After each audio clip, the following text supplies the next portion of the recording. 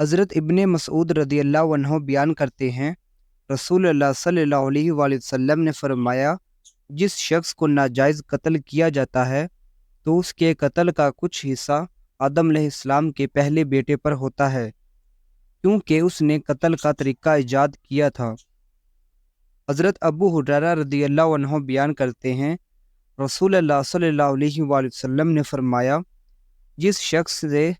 इल्म की कोई बात पूछी जाए जिसे वो जानता हो, फिर वो उसे छुपाए, तो रोज़े क़यामत उसे आग की लगाम डाली जाएगी। हज़रत अबू हुरैरा रदियल्लाहु अन्हु बयान करते हैं, रसूलुल्लाह सल्लल्लाहु अलैहि वसल्लम ने फरमाया,